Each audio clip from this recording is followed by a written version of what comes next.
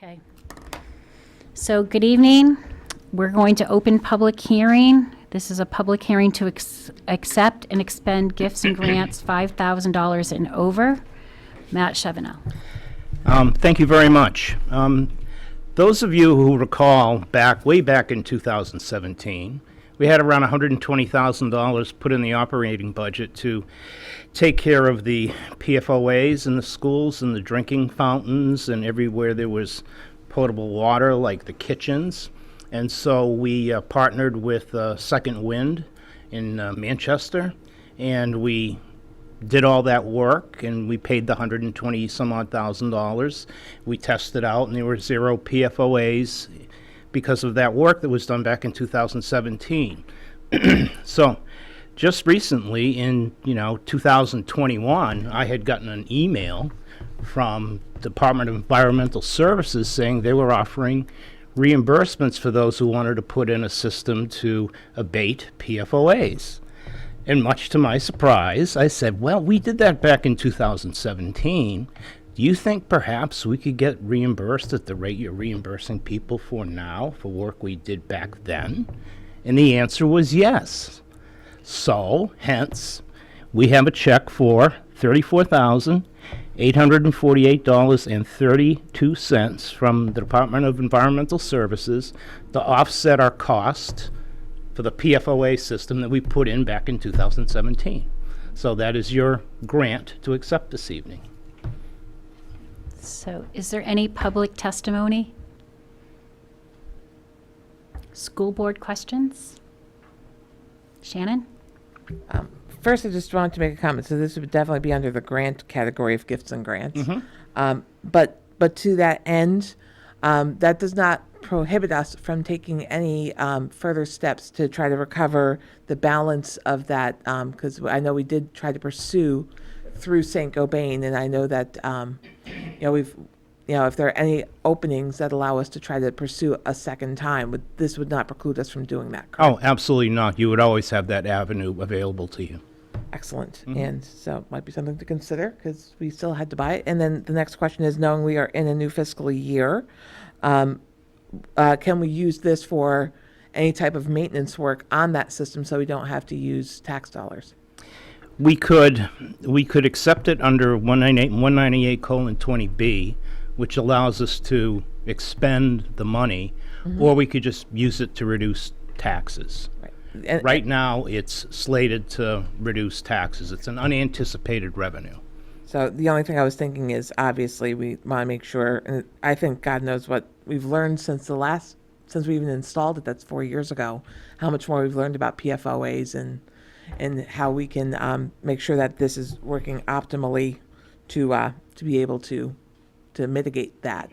I wonder, if there, whether it be flushing, maintenance, whether it be more filters, and if there's any type of enhancements that might even be able to be made to be able to work more effectively. So I know we've got a very good system. It's worked out very well for us.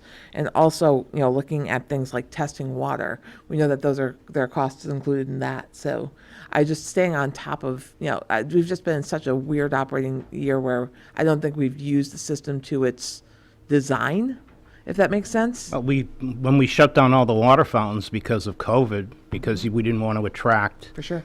Kids putting their on the water fountains, which they normally kind of we do, know they did, right? for sure. You guys never did that when you were in school, but anyway. I'm sure we did. So we barely we didn't use the system Right. at all. So, right now. with all that said, is there any way that we can, use it for, again, water testing, making sure it's doing what it needs to optimally, like if there's any maintenance or tune-ups that Second Wind can perform to make sure, because again, we're giving the best, the best water these kids are probably going to see in a day, Yeah. and our staff as well, keeping them, protected. Anything we can do to maximize that, I would love to see us be able- If you wanted those to funds. accept this under 198:20B, and I would then reserve it as an encumbrance to carry over into this year for utilization of and any kind of replacement filters that we would need. Or testing, or Or it would work for testing. testing as well, right? Yes, Anything correct. we want to do with that. Yep. And then, of course, if all the funds aren't needed, they would still go into the general fund and go back to the taxpayer at a later time if that was. Yeah, absolutely. At the end of this fiscal year that we've just planted ourselves in, yes. Great. Yeah. Okay, those are my questions. Thank you. Yep. Anyone else? So I just would like to say, Matt, thank you for going the extra mile and going out and getting this money for our town and community. Yeah. That's great. Believe me, it was my pleasure. Okay. So now we're going to go into our public meeting. going to close public? Oh, I had to close. So we're going to close the public hearing and take a recess for 10 minutes. Because we just moved through that so quickly. So now we know that we could just do it in 5 minutes.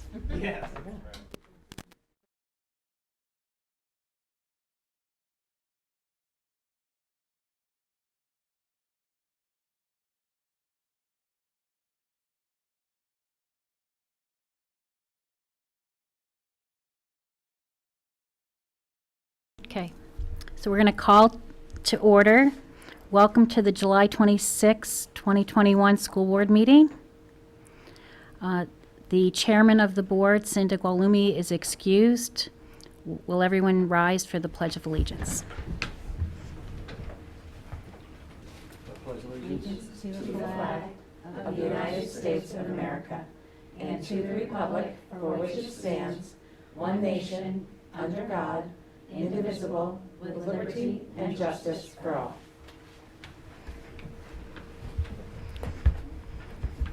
Okay.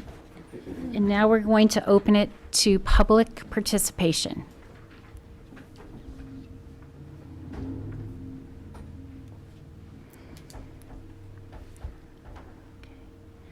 Seeing none, we're going to move on to the Health and Safety Task Force report.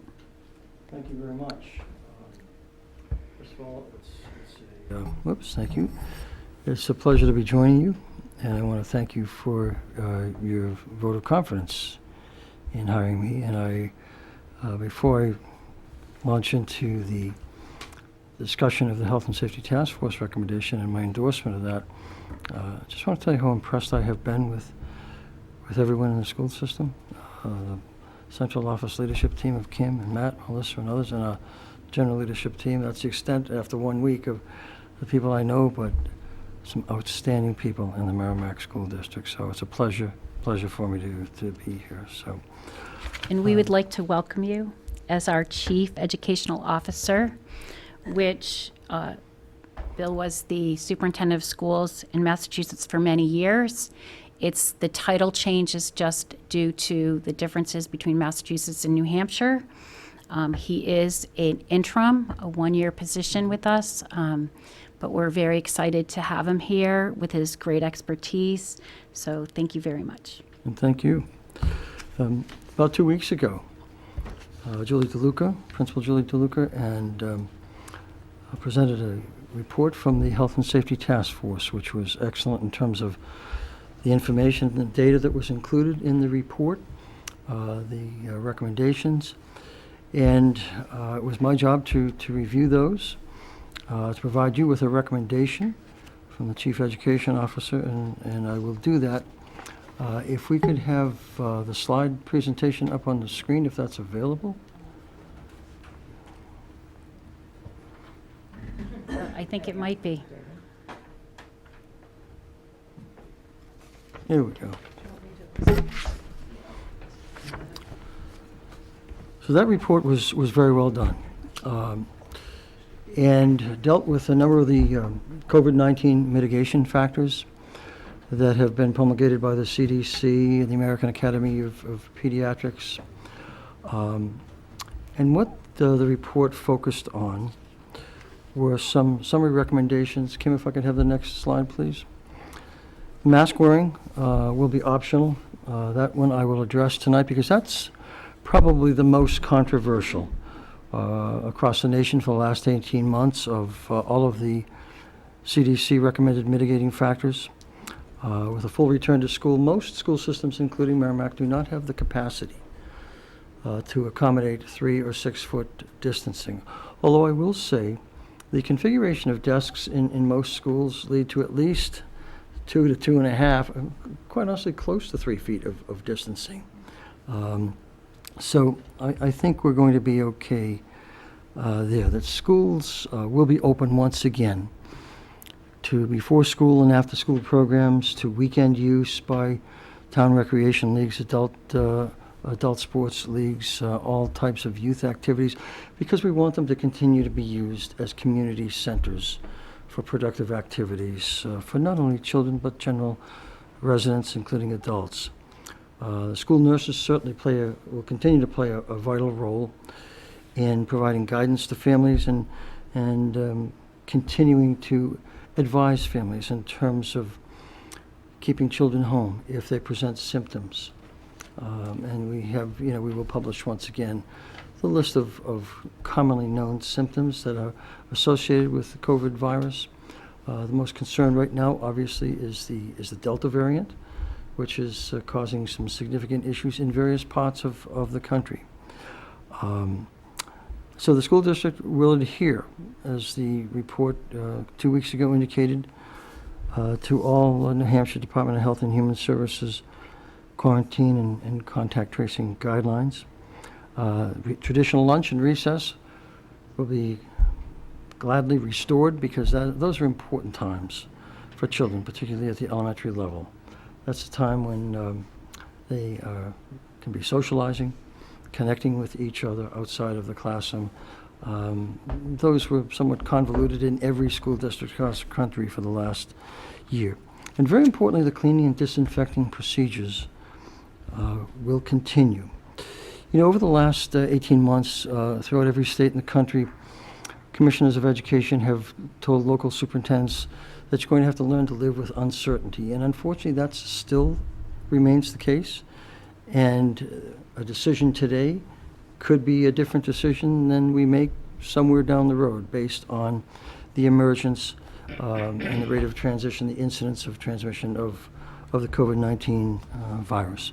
But the most important thing, since, as I've mentioned in my interview, in every issue, there is a quantitative component to it and an emotional component. And that is the case, certainly, with mitigation factors associated with the COVID-19, particularly masking. But here's where both the CDC and the American Academy of Pediatrics and the New Hampshire Department of Public Health has indicated that it's important to look at local data and be guided by that. Keeping in mind that the CDC and the American Academy of Pediatrics is looking at nationwide data. And we know there are hot spots in the country, in the south, the southeast, southwest, and various other parts of the nation where the transmission rate of the Delta variant now is extraordinarily high. In talking with Erin Olson, no relation to me, in the health department here in Merrimack last week, the incidence of transmission in Merrimack is still very, very low, and the positivity rate is very low at 1.9%. So that's what we need to keep our eye on. Kim, so here are the mitigation strategies from the CDC. Certainly, I need to underscore that here's where a community effort comes into play. Vaccinations are very important in terms of mitigating the risk of a person contracting the virus. It's not impossible to contract it, but it has been shown through research to reduce the overall impact of the virus on adults and children. So I would encourage those in town who have not been vaccinated to please consider it, because it is one of the most important, if not the most important, means of reducing the level of transmission of the virus. Certainly face mask use has been very, very important over the last 18 months. If you talk with most physicians, the incidence of transmission in schools has been extraordinarily low. Sometimes happens outside, but with the parents' good judgment of not sending their children with symptoms to school, the transmission rate in school systems such as Merrimack has been very, very low, if not negligible. But now with the emergence of the Delta variant, that topic becomes in the forefront again and is probably most divisive and controversial.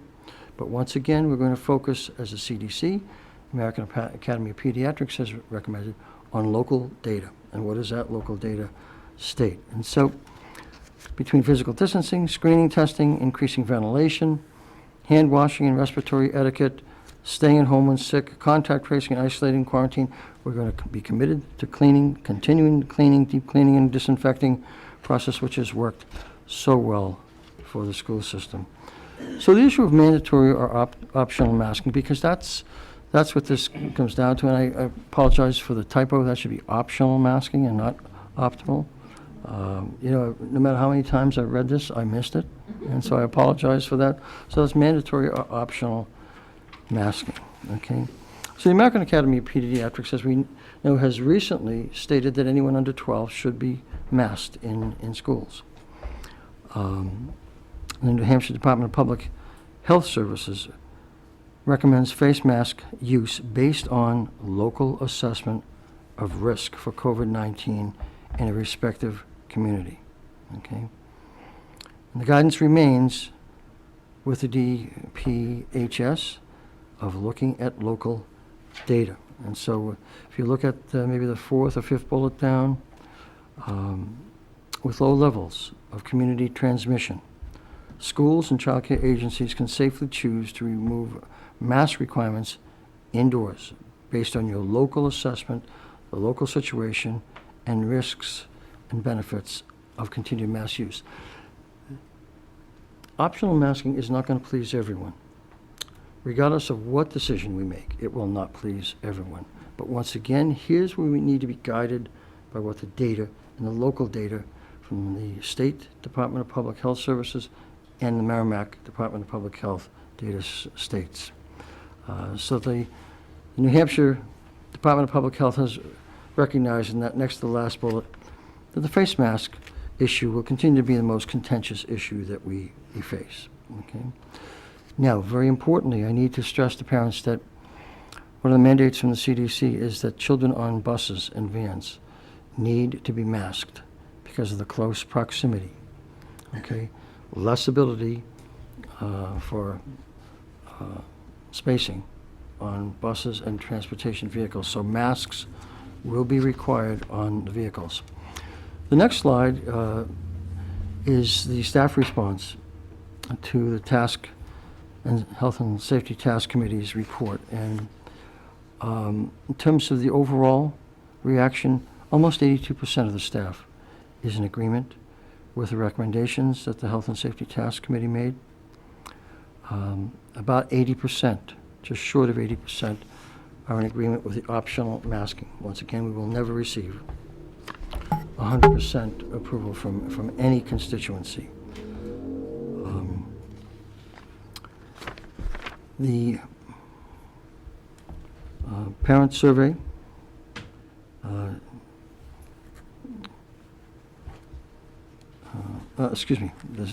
continuing with the staff survey. The staff is in favor of no more attestation forms, huge 94% feedback, and physical distancing no longer is capable of being accomplished. About a little over three-quarters of the staff are okay with that. Okay, we understand it's an important mitigation factor, but most school systems cannot accomplish that because of physical facilities. We've also captured some of the comments from the staff survey. Not a large number, but certainly many in agreement.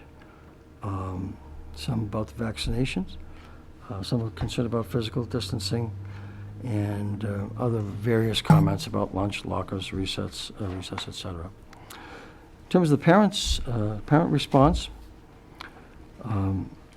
about 73%, almost 73% of parents indicated approval of the task committee's recommendations, okay, of continuing with mitigation strategies, but with optional masking. Now, in the parent surveys, about 156 parents made comments favoring masks, that they should be required and not optional. 198 responses favored the optional masking.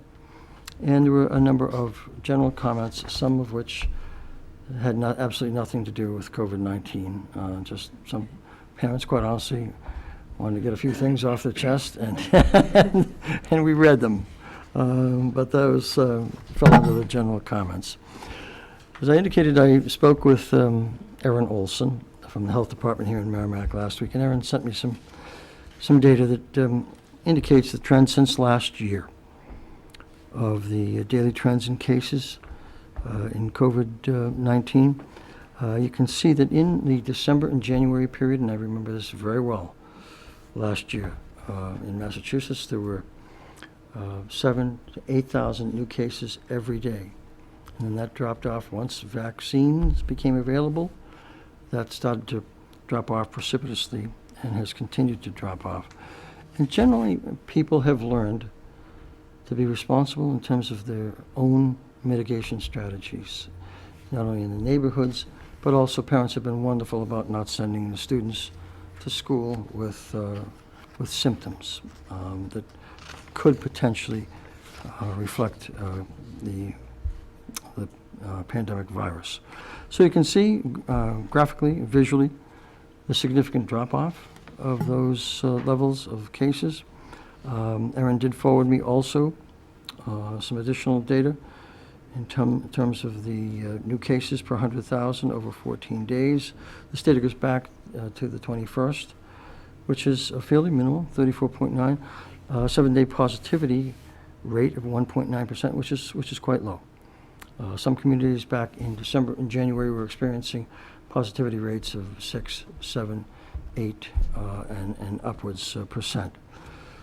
So the local data, which the CDC and the American Academy of Pediatrics continuously cites as a source of data that we should use for local decisions, indicates that the level of transmission within the community remains quite low, and that I favor and am requesting your approval of the optional masking as we approach the beginning of the school year. Now, with a caveat, of course, that if the Center for Disease Control, at the direction of the President, changes any mandates with respect to masking, if the New Hampshire Department of Public Health changes its mandates with respect to masking, we will change ours, obviously.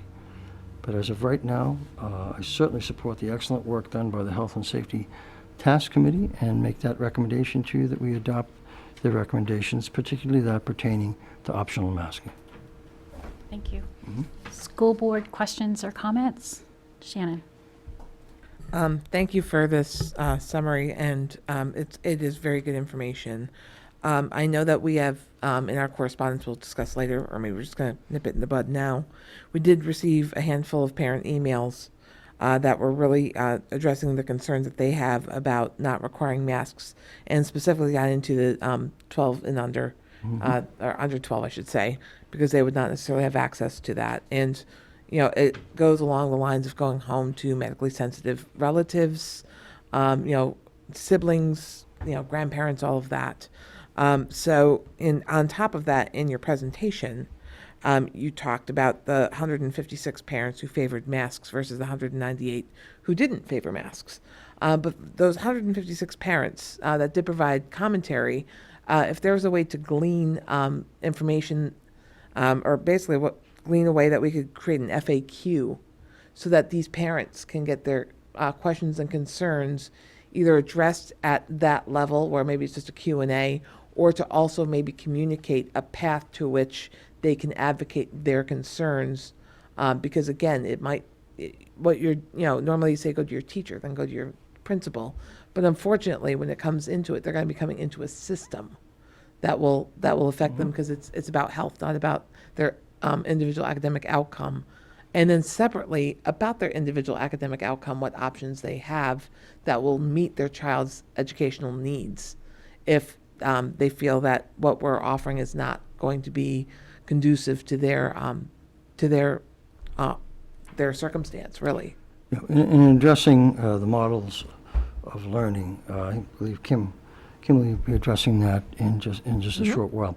With respect to children under 12, research has indicated that, first of all, the level of and the incidence of the virus, of catching the virus, is extremely low in young children, along with the rate of transmission among young children. So that's what the data points us to. It's not impossible, but there's where we have to be reliant upon the data. And what is it telling us, and what has it told us for many, many months? And it has mentioned that adults, older teens, the level of transmission is higher than in younger children.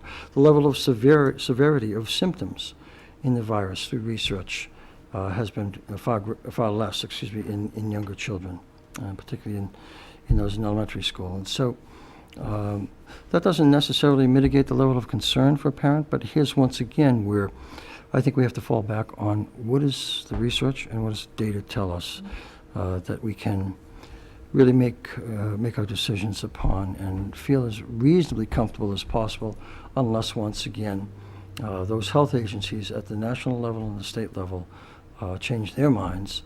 And as I said, over 18 months we've lived with more uncertainty, more changes in guidance than whether it's New Hampshire or Massachusetts than we care to. But it's all part of trying to do the right thing for students, trying to do the right thing for our staff also. But based on my question, do you see the feasibility of doing, say, an FAQ and maybe something on our website that will give the parents the path to advocate, to communicate their concerns, and again, to advocate for their child's, education based on what decisions we're making in this space? We will work on that. Great, I appreciate that. Jenna? First of all, thank you to the members of the Health and Safety Task Force. I know they're not here, but the work that was done was great. One of the things I think that you repeated multiple times just now in your presentation was the fact that parents need to keep sick kids home. And I think that is something we're going to have to hit hard as a top priority, as communications going out at the beginning of the year, making sure that parents are really understanding, like, we get it. It's hard when your kid has a headache and you think it's just a headache and you're going to give them some Tylenol and send it to school. But this year, especially at our elementary level, if we're recommending no masks, and I understand all the reasons for that, I also understand all the reasons many parents are very concerned. The best thing we can do is really encourage that in every possible way. Not that I'm saying we're not, but I want that to be as clearly communicated as, if your child is sick in any way, you don't make a judgment call about whether you think it's COVID or not. You keep your child home until they're better, and or for sure it's not COVID, that kind of thing. If we can have some sort of messaging around that repeatedly in multiple different ways as school starts to wind up, I think that would be really helpful to sort of make it a cultural norm in our town. We don't send our sick kids to school right now. I mean, we shouldn't really ever, but really not right now. And I think most parents have done an excellent job under very stressful conditions, because we know and have known for many, many months and over a year that child care is a very significant issue, and their ability or inability to go to work during the day has been compromised by this pandemic. And so we understand that greatly, and I appreciate everyone's cooperation in not sending their sick children. That's one of the reasons, quite honestly, why a lot of school districts have chosen not to do the rapid testing, the Binax testing in schools, because they didn't want parents to send their child to school with symptoms just to be tested and potentially transmit the virus, if they had contracted, to other children or other to staff members. So, Lori? I think one of the things that we've been saying since we saw the first presentation and you've made tonight is that we have to be flexible. I know as a parent, I'd like it settled now. This is what we're doing. This is the policy. But the truth of the matter is, particularly on the masking issue, we have to be flexible. And we have to be data driven for sure. And of course, if DHHS or DHPS makes policy decisions, we follow those. But I think as a community, we want to be flexible this year. There may be a time where we bring back the mask mandate and then the data demonstrates that we can let it go. And, until things really get solidified, especially for that age group under 12, we want to be flexible and not just make a one standard policy that holds for the entire school year right now. And I know, I can understand that that is sometimes uncomfortable because of the uncertainty. But I think that is what we are trying to do the best for the district. We have to deal with the reality of the situation at any one point in time. And could it change? Could this change before school opens? Yes, it could. We just don't know that yet. So the only thing I'd like to say is I really appreciate being data-driven and being research-based and taking into consideration the reality of the situation and, you know, looking at New Hampshire versus the entire country. I think, you know, New Hampshire is, you know, different in a lot of ways. So thank you for all of that. Does someone want to make a motion to accept? Jenna, second? Second. Lori? All those in favor? Aye. Thank you. And may I just say again, thank you for an outstanding job of the Health and Safety Task Committee. Yes, thank them very much. Great job. Okay, so the next on the agenda is the Instructional Task Force Reopening Report. Kim, are you up with? I will start us off here. And Okay, while you these- have Jean. While our team is getting seated Okay. over there, I can start us off. You got a great team there? Yes. So as we said at an earlier meeting, we've had roughly 15 task force over the summer that each were charged with various themes. And you just heard some of the information from the Health and Safety Task Force. And I had led the instructional task force with a wide range of members of our Merrimack School teaching teams, and from kindergarten all the way up to 12th grade. So tonight, we're here to present to you what our recommendations are relative to instruction. And when I say instruction, what I'm talking about is the reopening, what the reopening of schools looks like instructionally. This is not instruction into perpetuity. This is not an instructional model was more aligned to the re-envisioning of instruction. This is what we're looking to suggest that we do for the reopening of schools. So tonight we have with us Allison McGuire, who is a Reeds Ferry School teacher, Nicole Diggins, who is a Merrimack Middle School reading specialist, Jenny Kalnin, who is a reading specialist at Thorntons Ferry Elementary School, and Holly Lubelzik in our audience, who's a member of the team, and they'll be sharing with you what our recommendations are, looking for your sort of endorsement, questions, comments. And before we start, I did want to read a reopening statement that was developed by the leadership team in terms of what does opening school as normal as possible mean. It's because one of the recommendations is that we're going to open up as normal as possible. So the statement reads as follow, and please note too that this is this moment in time as we speak. So the Merrimack School District defines opening school as normal as possible for the 2021-2022 school year as operating with students in person 5 days a week. Most, if not all, children will be in attendance in their classrooms in local schools. The district will follow a traditional 5-day school week schedule. A remote learning option is limited to students with IEPs or who require home-based education as the least restrictive environment through the special education IE team process, or students with documented health-related illnesses or conditions that require them to remain home, and that would be determined as an accommodation that would be considered reasonable through the 504 team. Remote education will only be offered as an exception and only as needed, as an as-needed basis due to a student's IEP that requires this restrictive setting, or a 504 plan due to a medical condition. And so that type of remote learning or synchronistic learning or asynchronistic learning, online learning, analog learning, and other options such as VLAX will be considered when looking at how to accommodate and address this very small population of students who require for them to stay home. And the eligibility for remote learning will be forthcoming and will be driven through those two different teams, the 504 teams and their coordinators, and the special ed coordinators as deemed necessary through the IEP process. So with that being said, with the idea that at this point in time, our recommendation is that all schools are open, and the majority of students will be attending school 5 days a week. I'm now going to turn it over to the instructional presenters for this evening. They'll introduce themselves and they'll present their some slides from our PowerPoint. Thank you. Thank you, Kim. I'm Jenny Calman, Phillips Ferry Language Arts Coordinator. I just want to say on behalf of Nicole and Allison and I, we are very excited and honored to be here to represent our team, which was very large. Microphone on. Oh, thank you. Could you hear me? Yeah. Do I need to redo for the sake of, okay.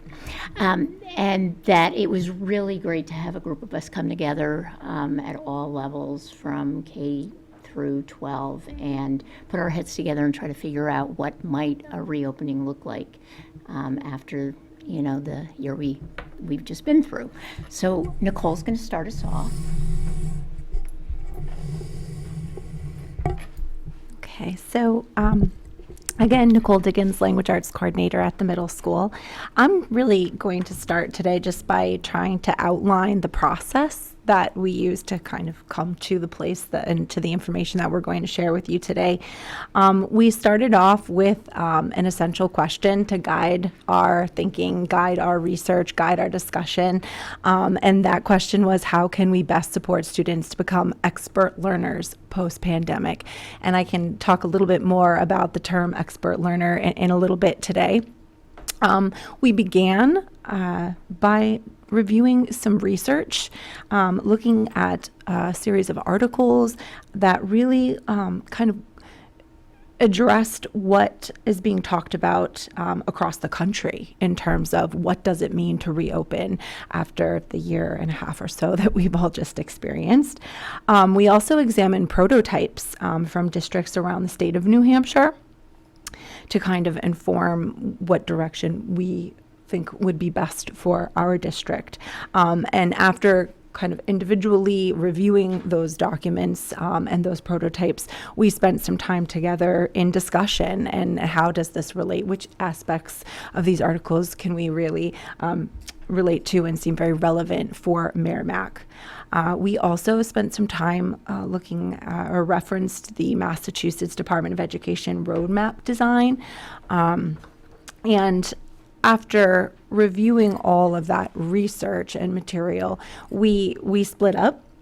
We had a group of educators, grades K through 6, who spent some time thinking about all of this in the context of that environment and those age students. And then we had a branch of staff members who were grades 7 through 12, and we did the same thing. And each of our groups was kind of tasked with the purpose of thinking about what did we perceive to be some important givens to start our school year, what proposals might come out of those givens, and then what sort of questions and follow-up might we need to consider in order to make those givens a reality. After exploring those in our kind of separate groups, we came together and then really spent some time exploring where are those areas of overlap? Where are we seeing common needs? Where do we see maybe different barriers that present themselves at various grade levels? And we ultimately came together to find what we could establish as 7 instructional givens that that would align us grades K through 12. And those givens are on the next slide. So our goal is to address each of these givens. So if right off the bat they're not really seeming very clear, it is our goal to make them clear by the end of the evening. So our instructional givens for pre-K through 12, high quality instruction, instruction and assessment, focus on use of Canvas or continued use of Canvas, technology and digital resources, as well as taking into account our move to the one-to-one model at grades 5 through 12.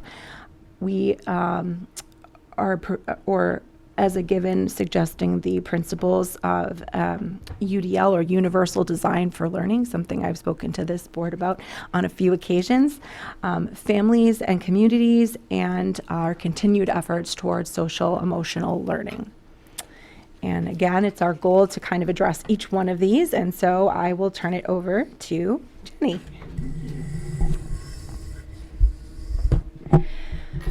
So I'm going to focus on the first given, which is high quality instruction. And I think one of the things that we really spent a lot of time thinking about, especially after we read the research, is, how do we, not only as a nation, as a state, but as Merrimack School District, come back and provide high quality education to our students after the year we've had, where they've all been exposed to, different amount of education, different types of, or I should say, instruction, different environments for learning. How can we take what we've learned from the pandemic and what we know about what's best practice and what we know now about the research, and really kind of think about what do we envision for our students and what might we propose that we think would provide them with instruction that is of high quality. So the first thing we look at is the grade level standards, which I know you've heard about. And those are, the standards that outline what students should be learning at every grade level. What are the goals? So that's sort of large and meaty. And so what we did, one of the task forces that met was the ELC committee, or the Essential Learning Competencies Committee.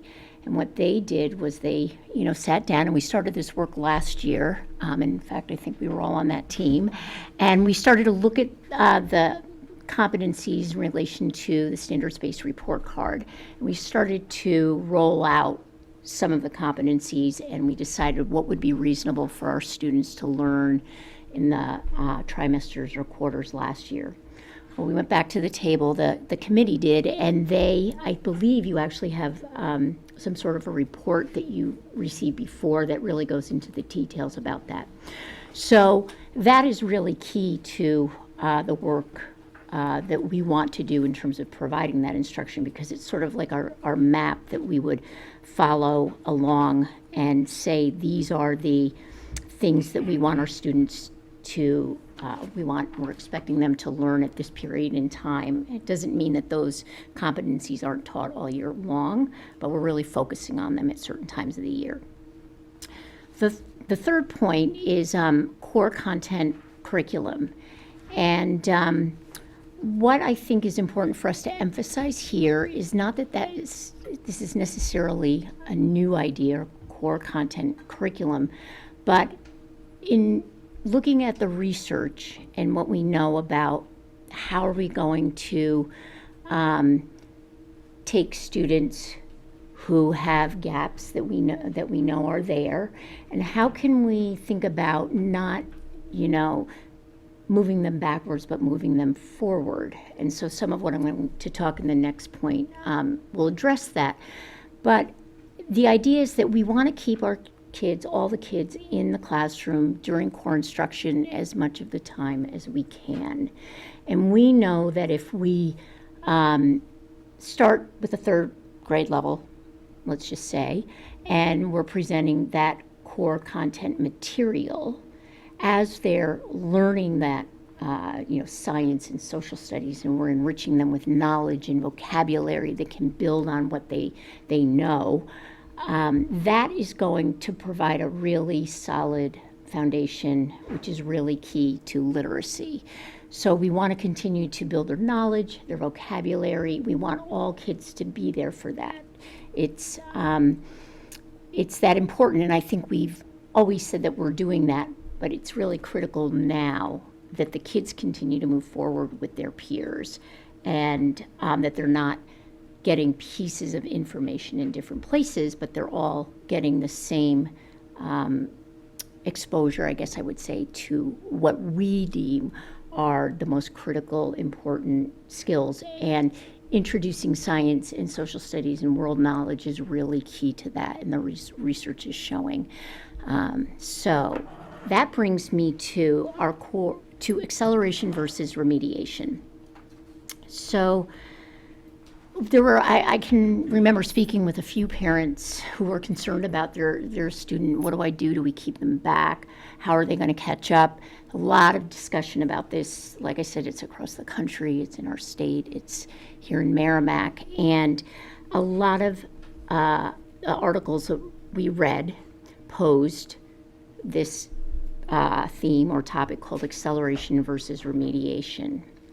And so we sort of delved into that, and what we learned is that we need to maybe shift our lens about how we're looking at how instruction looks in the classroom. So I'm going to move to the next slide and sort of show you the difference in terms of what we've been doing, which is remediation. And there are instances when remediation is clearly important. It's especially important for students. I think of our Title I students who need to have consistent work over time in skills that they maybe haven't mastered and that are lagging. But if we were to think about, do we need to take all of our students now because they have gaps and holes and move them backwards and say, okay, what is it exactly that they're missing? Do we reteach everything that they're missing in order to sort of catch them up to where they need to be in third grade or sixth grade? So if you look at this, diagram, what remediation means is it is sort of moving backward, assessing students, figuring out what it is that they're missing, but then pulling them aside and reteaching like all the missing skills. And it's oftentimes isolated, and by that I mean they're maybe moving to a different room, or maybe it's even a pull aside. And what the research is saying is that that's not the best way to approach moving our students forward now after the given circumstances of the pandemic.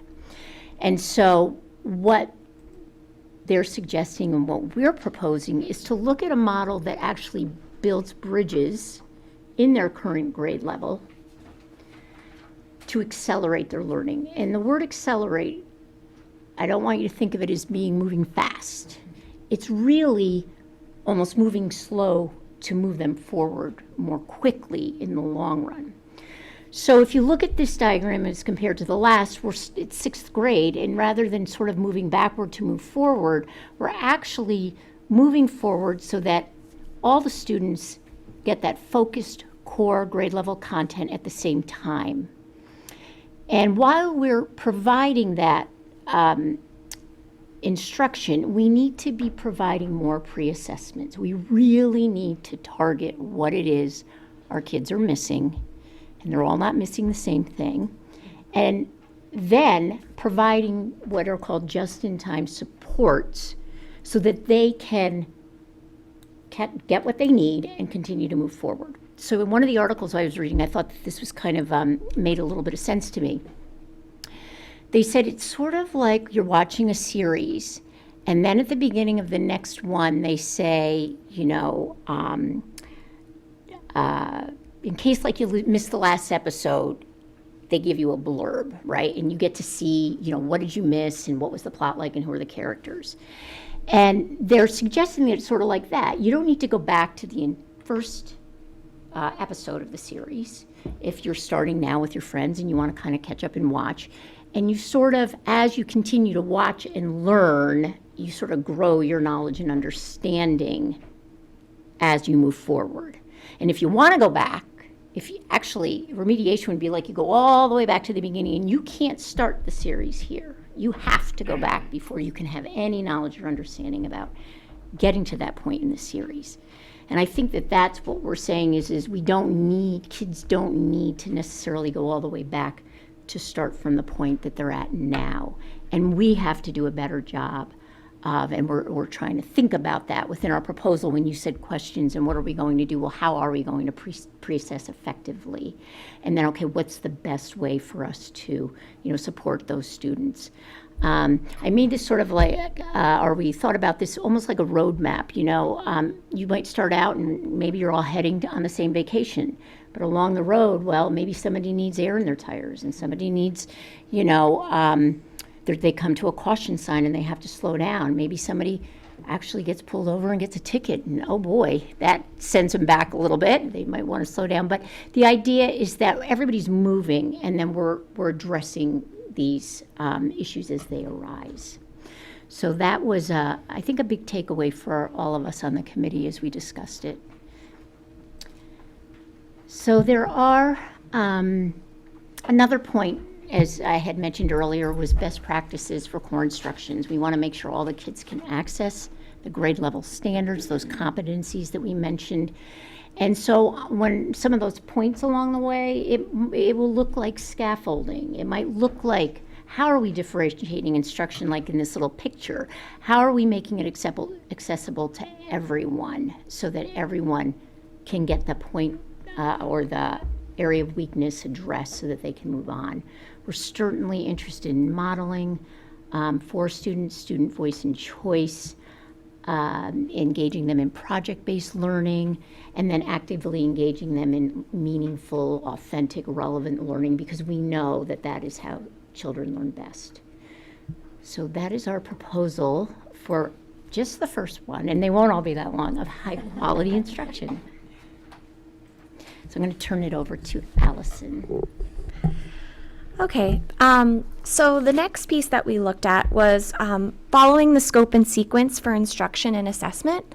So what we really talked about here was, first of all, utilizing the creation of the essential learning competencies.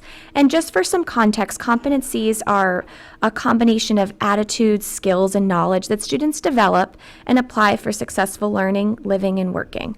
So it's basically, what do we want students to know and be able to do? And this is tethered to the standards. So we're going to use those essential learning competencies to guide and focus our instruction. And we also know that it's extremely important, as Jenny has just mentioned, to look at assessment as a way to determine students' gaps and what they already know. We know that, you know, in pandemic learning, there was a lot of learning going on in all different environments. So they might even have more knowledge than we, you know, would typically expect. So we want to be sure to pre-assess them. And we also had some good discussion about bringing in, I think in your packets you have the work that the assessment task force did that highlights the specifics of how we want to look at assessment, specifically K to 12. We are now looking at a calendar for the literacy and math. So this is something that, you know, we've done for a long time, but now we're really looking at from kindergarten all the way through 12th grade how we want to specifically assess students. And we also talked a lot about assessing student learning and looking at different ways to do that. In the pandemic, when you're a teacher and you're sitting behind a computer and you need to know what your students know, it can be really challenging. You know, how can I get all of these students to show me what they know? So something, you know, that might have worked in that environment could still work in the classroom. And so we really want to be creative and use everything that we've learned in this unique experience to support us and help us as we move forward to allow students to show and demonstrate their learning.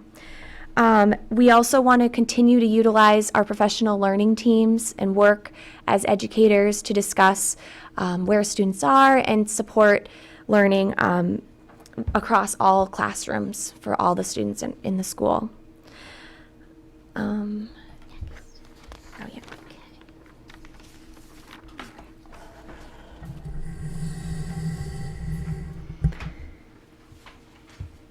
So with these unique circumstances came the need to really research and adopt a number of technology and digital resources that we had not before used in the district. And that leads us to this given, which does relate specifically to Canvas, but also just in general, the technology and digital resources that we've been using to aid in instruction and assessment. So kind of as an extension of our mid-year adoption of Canvas as our online learning platform, as well as to support the continued use of the numerous digital resources that we were able to procure to aid in instruction and assessment and support remote and concurrent instruction. It is our hope for increased support and training for our parents on the use of Canvas. Similarly, in continued professional development for educators around Canvas, but also to continue growing our knowledge of the resources that the pandemic, afforded us the opportunity to adopt. In some of those instances, we have a lot of expert teachers who really became masters of some of these resources, and to use and leverage their expertise amongst their, with their colleagues. We are proposing some common templates and models for Canvas, perhaps establishing some givens around that. So, particularly in the middle school environment, if I happen to have, even one student in the building, which I do, who happens to have 4 or 5 different teachers, and they each use that platform a little bit different, it can be a real challenge for our parents. So what are some things that we can do to allow that individual kind of agency of the teacher, but also to provide some common consistency for parents so that they can also make use of the resource as a parent. And of course, it will be very, lots of work needs to be done to kind of embrace the integration of that one-to-one device for instruction in grades 5 through 12, which is really, really exciting.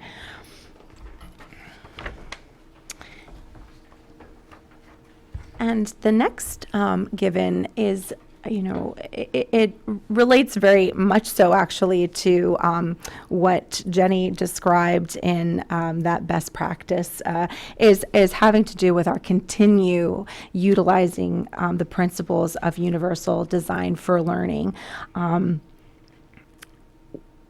With our continued aim of developing our students into expert learners. And just as kind of a reminder for those who may have heard the term before, or for those who maybe never heard it before, when we're talking about expert learners, what we're really looking is to build our students, or develop our students into individuals who are purposeful and motivated in their learning, resourceful and knowledgeable in their learning, and strategic and goal-directed. And those are skills that we hope that they will develop in their time in Merrimack K-12, and then beyond, using those same principles as adult learners.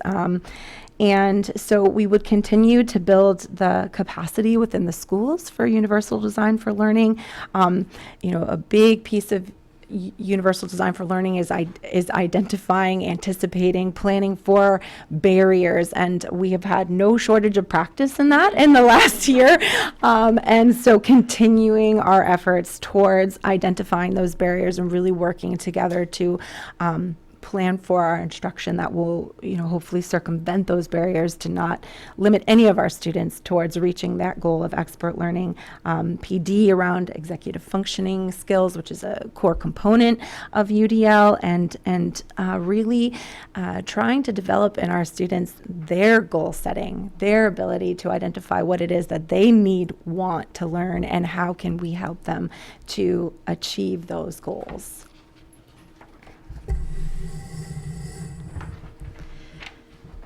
So the next principle that we looked at is a continued partnership with families and the Merrimack community. We know that we need to partner with families to support student learning, in person, remotely, student-led, using portfolios, and through Canvas. we want to leverage the new pathways of communication that we've established in pandemic learning. I know this year as a third grade teacher, I had the highest turnout I've ever had for parent-teacher conferences. I did my parent-teacher conferences through Zoom. I was able to schedule them at times that were convenient for parents. They didn't have to get a babysitter. They could just hop on the computer, and we were able to really have some great dialogue. So I think something that we really talked about was just continuing to work for ways to connect with families and the community in ways that utilize technology, but also just new, unique ways that we can find to connect. And the final component that we have here is attending to the social emotional learning needs of students. I think, we had some discussion about how this sort of somehow ended up at the end of our list, but it, as a teacher, it's the most important to, be supporting our students in their learning, especially those first several weeks of school. We want to really be building a strong classroom community by focusing on building relationships, whether they be supporting students in their peer-to-peer relationships, also establishing relationships with students and different educators in the building. We know that no learning can happen until that has been established. We want to set our routines and our rituals in classrooms with, possibly some daily opening and closing meetings, some team building activities, just things that can really support the students to feel comfortable and ready to learn after what was certainly a challenging year. We also want to be sensitive to the needs of the students returning from full remote learning. I know speaking to an educator who was working fully remotely, and she was talking about the challenges of coming back, and we were talking about the students and how challenging it is for them if they haven't even been in the building for an entire year and a half. That can be really intimidating and challenging to come back. So we want to be extra sensitive and careful and deliberate in working with those students. We'll also continue with the SEL curriculum that we've established over the last several years. We've done a lot of work in Merrimack around trauma-informed schools, and doing social emotional learning has been such a big piece of what we do in Merrimack, and we want to continue with that and just support our students so that they can make academic progress once they feel socially and emotionally comfortable in our classroom to do so. So we want to thank you for listening to our proposal and open this up to any questions you may have of us or Kim. May I just say thank you for an excellent job. There's a lot of thought that has gone into this, a lot of work, and this is what the system is all about. And particularly like the relevancy that is associated with learning, because research has shown that students make great strides when they understand the relevance of the curriculum to real life. And there's an awful lot of work and an awful lot of excellent work on this, and thank you and the entire committee. May I just say, picking up on one of the bullet points in the last slide about the possible varied start times, that's something that we're going to discuss with the leadership team very shortly. I may be coming back to you with a recommendation just to make the transition back into school for students a little bit more palatable. And so at the very next meeting, I may have a recommendation for you on that. It was interesting, as we were doing the work, we started to really see how all of our work was so connected to the other committees that you can't talk about instruction in isolation. Can't talk about any of them really in isolation. So it really sort of came together here very nicely. So that was nice to see. Shannon? So thank you for everything, and great work. I did have a couple questions and comments as well. But you started out by talking about students that would have a medical condition, maybe via 504, and creating learning adjustments or environments for them. But I didn't hear, and I know that we're getting feedback on that, and we have consistently throughout, is when there's a household member or a family member that would be someone that, of course, as a carrier, you may not show symptoms, you'll come home, but you may actually have it on you. So with that, would those families be considered for eligibility for alternative learning environments? Because it doesn't meet the 504 or the IEP descriptors that you presented. So not saying you have to give answers, I know you're working, but those are things to consider. Yeah, that's a somewhat difficult question to answer right now because we need to have more discussion Sure. on that to make sure that we have adequate documentation, medical documentation, if in fact we need to make any alterations to the mode of instruction for student. And so personally, I'm entering my second week. I would love to have a little bit more time to talk. No, I totally with get Kim it. and Again, others. These are things, on the that. questions I have that don't, because you're still doing the work, I'm not asking for Sure. the answers tonight, but these are the questions I have as you're doing this work. So no pressure is what I'm trying to say, no pressure.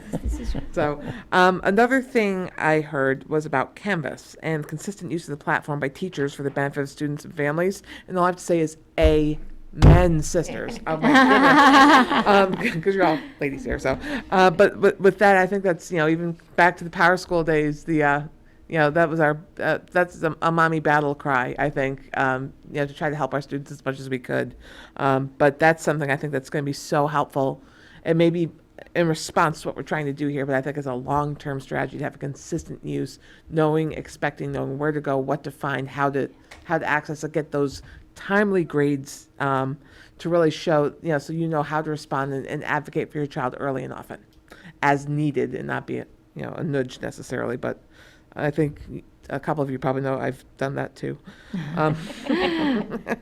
And then you were talking about pre-assessments, and I think that's something, of course, you're going to do it to just benchmark the students. It's not going to be something, they might see a grade and it might, again, how do you communicate that to families so it doesn't become a source of panic, but a source of data only? Right. And I think that's going to be something that's going to be really an interesting approach that we have to take to, again, because if you told me my kid was, at a 20 and, we're all trying to get to the 100, what happened, what do we do, and how will my child catch up? So I feel like you're going to be doing, whether there's a formalized IEP, you're going to be doing individual education plans for every student in this district to get them to where you need them to be. And so I wish you luck, because I think you've got your work cut out for you, but I also know that you have a lot of talent to get the work done. So, but it's just not going to be a restful year, especially for you in the middle.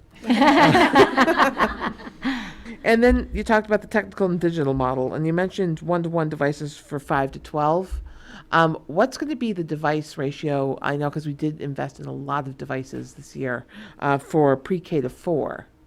I know you may be using things like tablets and pens, but, so is there going to be, so that way they're always, because God forbid, again, knock on wood, we are not going to have this problem, but if we have to send kids home again, a one-to-one device so that they're familiar with it here.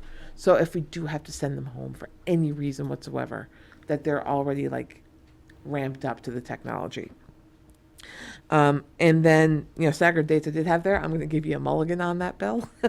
We'll save that for later, so you come back to us. And then the trimester model was mentioned, and I know that we rolled this out in response to the pandemic. Do you feel that that is something that's going to be helpful, so it gives you that better runway to pre-assess, kind of get the plans in action? And do you see this as also, just because I'd like your thoughts because you've been dealing with it, a good long-term strategy for pre-K to 6? So those are the thoughts I had based on what you said, because you gave us so much. So I figure it's all documented. It'll be in the minutes this way. But again, no answers are expected tonight. But those are the things I took away from it that really show, I think that you've got a lot going on here, and it's a good way for us to move forward. So I have very good feelings about what you're doing here, and I appreciate the work of the committee. And thank you for coming in front of us to take all the rapid fire questions. So That's great. it's great seeing you as well. Lori? I second what Shannon said. I appreciate it, and I really like the acceleration model of filling in those gaps.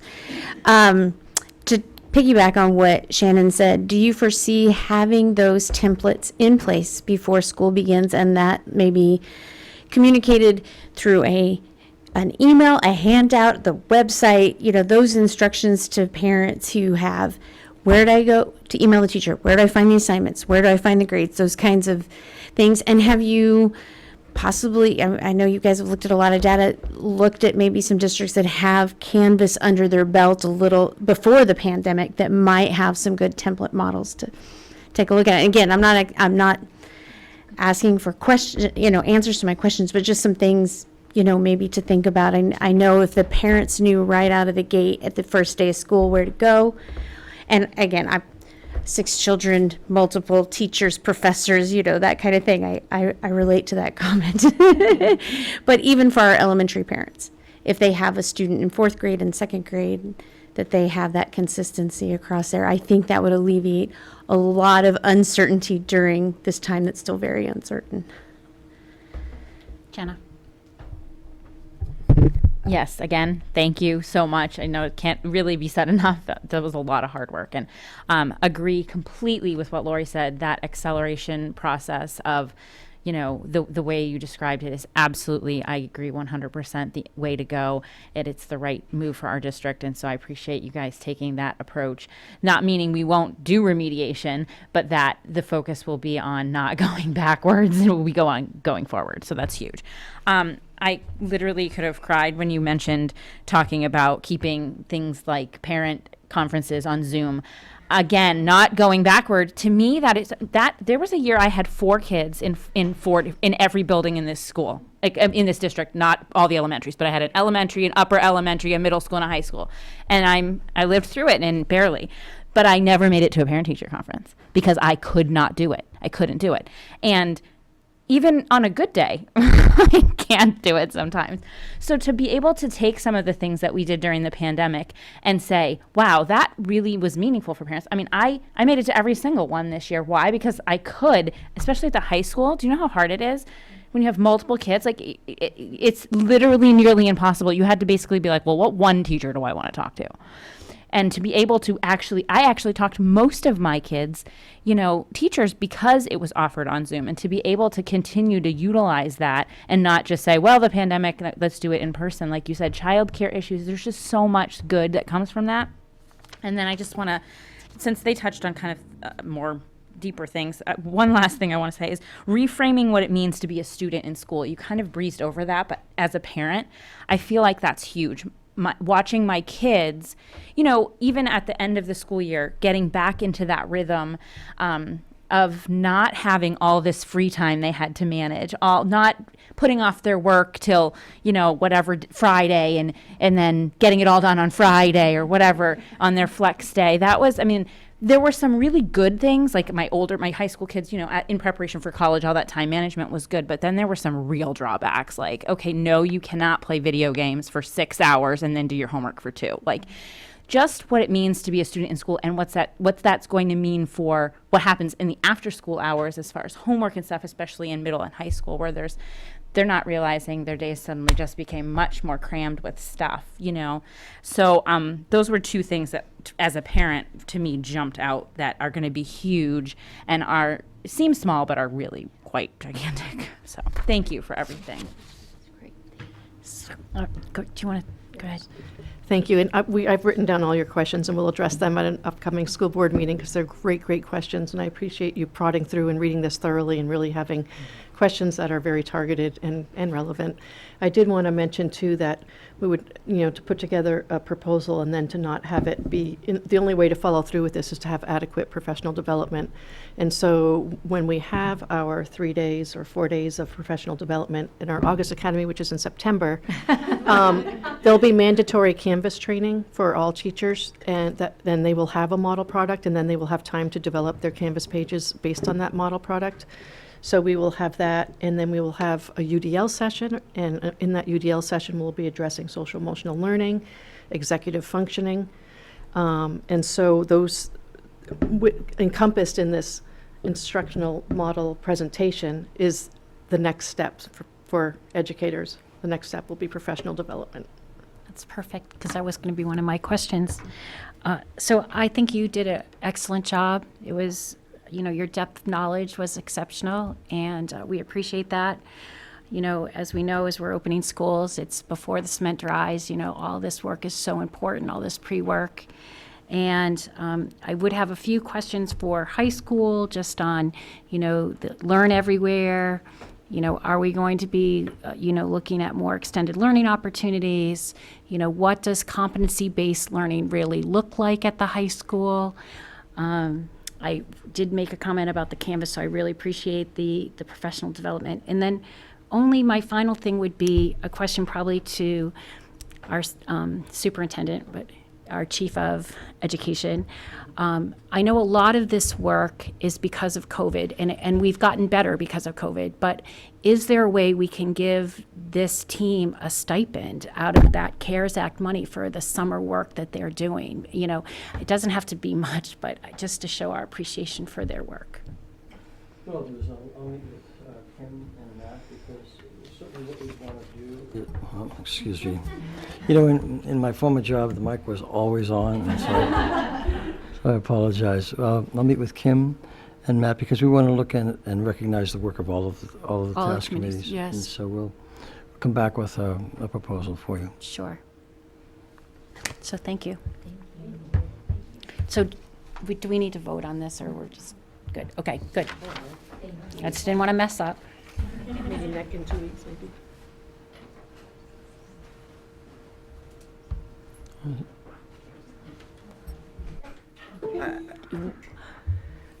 Thank you again for an excellent job.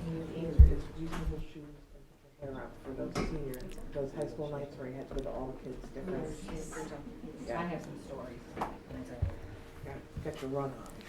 Your watch is not telling you not to. Okay, so the next thing is going to be approval of the July 12th, 2020 school board minutes. I have a Shannon. Do I have a second? I have a second. Okay. All those in favor? I need to discuss, Oh, discussion? I need to make an adjustment under Changes or edits? public participation, paragraph 4. It says Chair Guglielmi further said that the future superintendent of schools, et cetera, et cetera. I think it's important for the minutes to say interim.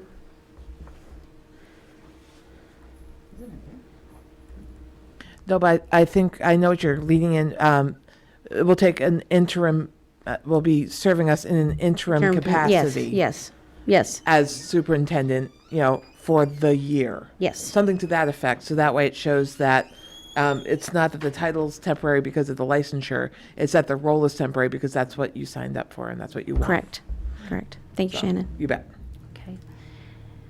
So with that changes, all those in favor? Oh, we already did. Any more edits? Okay. So I move that we accept the minutes as amended. Second. Well, actually, you can't because there's a motion. Okay, so it's a motion on the floor. There's a motion on the floor. You're all set. You're good. we're set. So we just have to vote now. Okay. Yep. All those in favor? Aye. Aye. Okay. And now we're going to move on to the July 2nd, 2021 non-public meetings, minutes. Does anyone have any changes or edits? And do I have a motion to accept? Motion to accept? Second. And you can't make edits on. Okay. Oh, all those in favor? Aye. Okay. And now we're going to move on to our consent agenda, our curriculum and instruction assistant superintendent, Kim Yarlott. Thank you very much. Yeah. Oh, Matt, I'm sorry, Matt, I missed you. Oh, that's fine. Okay.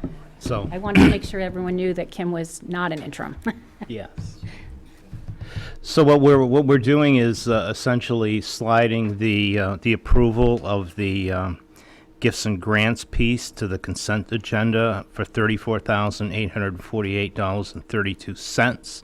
So that's added to it. And then there was a question whether or not you wanted to accept that under 198:20B, which will allow us to expend those funds for the purpose of adding to or repairing or augmenting our PFOA filtration system.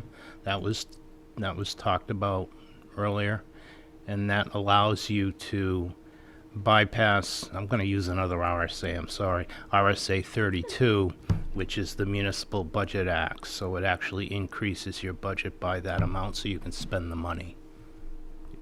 So actually, Matt, consent means that we don't deliberate though. So That's right.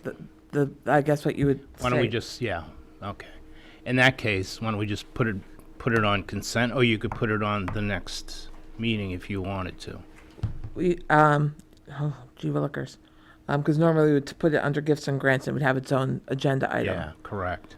And it does not. Yeah. And you can't do it under new business. No.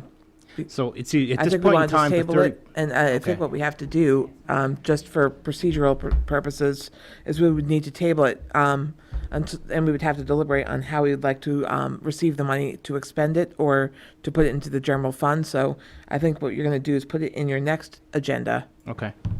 and so consent goes back to Kim, and you are off consent. And we'll just put it on our next agenda, and that way we can actually deliberate on how we want to use the funds and then vote that night. Sounds Does that make terrific. a good plan? Yes. An RSA sound plan? Yes, an Okay, RSA that's what I sound want. plan, yes. Thank you. Okay. Okay, thank you very much. I tonight want to announce the resignation of Tanya Eisenberger, Merrimack High School guidance counselor. And if I could, go to teacher nominations. Victoria Hamilton, special ed teacher at Merrimack High School. Amanda Feeney, third grade teacher at Thornton's Ferry School. Heather O'Connor, special ed education / past teacher at Merrimack High School. Molly Ryan, social studies teacher at Merrimack High School. And finally, Bonnie Painshow, principal of Reed's Ferry School. Thank you. Go ahead, Shannon. I move that we accept the consent as presented by Kim. I'll second that. Or do we need to second that? All those in favor? Aye. Aye. Thank you. Okay, correspondence. Shannon? I think all of the board received 3 different correspondence from parents expressing concerns about masks being optional in school. And that's, I think, all the ones I got were the ones that went to the entire board. Anyone else? Comments? I have a comment.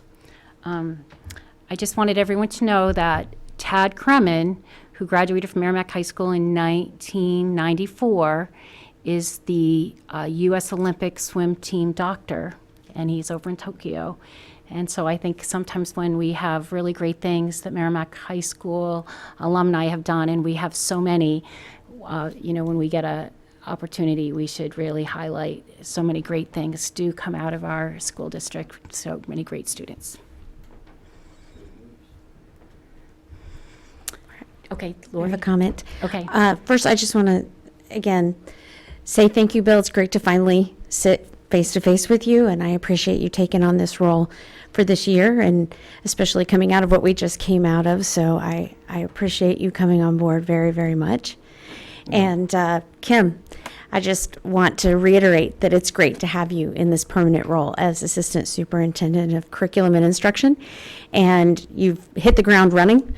And so we really appreciate all that you're doing as you're coming in a great time. Thank you. And thank you for your expression of confidence. Okay, new business. Okay, committee reports. Oh, Shannon. I have 2. So the New Hampshire School Boards Association Board of Directors met, and we are prepping for the October Delegate Assembly. So again, our Delegate Assembly, which normally was held for many years in January, is now being held going forward in the fall, which goes back to the trends from the 90s. But we are going to be doing that going forward. And so we took an initial pass at the resolutions that were proposed, and then we'll be meeting again to vote on them. And the Greater Woods Subcommittee met for the first time since January 2020. On July 14th, we had to do a reorg of the committee because the chair moved out of town, so couldn't really be chair anymore. But we are going to be doing some project work. This is a great opportunity for the Merrimack School District, as they are owners of about 50 acres of the 800 plus acre property, which has the potential to expand further, but it is what abuts the Merrimack Middle School, and definitely look at what we can do to collaborate better on that. One of the things that came in the last couple of probably year is in the prior report, so it would have been probably 2019, they talked about the rebuilding of the outdoor classroom. Well, via vandalism, there's been some damage to it. I know it's a great resource, walking distance for our students. You can see it practically from the building, and but that's something maybe we can talk about, what utilization we would want of that classroom and how we may be able to help, because I think it would be a great resource for our students and for the community if it's usable. But they kicked holes through the roof even of the stage, so not ideal. But there's some great trail work we're going to be working on, some signage. And of course, whatever we can do to collaborate our students, it's a great gateway for them to get out into that area. And as you've been to Merrimack Middle School, I hope, if you haven't, there's a great, when you go in, there's a great painting, like a mural. And it features all the animals that the students found as they were out on the property. So lots of work to be done, but it's a great resource this town can use, and our students will get firsthand access to it. So more to come. Thank you, Shannon. Jenna? So the Curriculum, Instruction, and Technology CIT Committee met, I guess last week. Was it last week? Yeah, it was last week. And basically, I got a preview of what we saw tonight. I got to hear about a lot of these different task force. Just for the community sort of awareness, I just want to mention that these task forces that are coming before us, I don't think they all get their own opportunity to come in front of us. So I just want to mention there's task forces for operations, parent and community, SoCals, which is our social, emotional program. Was that right? I'm right, yeah. Student services, interventions, technology, data and assessment, ELCs, and reporting, extracurricular, health and safety, HR, instructional, communication. And if we started to name all of the people that are involved in these task forces this summer, we would be here for a very long time. So I just want to take this opportunity while I'm sort of saying, these tasks, I basically got an updated where these task forces are at, kind of when they're going to come back and report, how they're going to present things to the community. And I just want to thank, all of the district staff that is putting in their time this summer to make sure that we are ready to go in the fall through these task forces. But it's also just community members, there's parents, there's just so many different people that are hard at work making sure we're ready to go. And so it was great to hear that, Kim, and just from the team. And I just want to say so much gratitude for all of the people that are working really hard to make that happen. Okay. Anyone else? May I just say there's a new person? I don't think I've ever seen as many staff involved in task committees, which is absolutely outstanding. I'm just really amazed at how many educators have been involved in all of the work in this school district. And it's just, to their credit, just an outstanding commitment. Okay, so public comments on agenda items. I see none. So we have the manifest. Okay, and we're going to have a motion. Oh, go ahead, Shannon. I move to adjourn. Shannon, second. All in favor? Aye. Okay, so thank you, everyone, and good night. Thank you very much.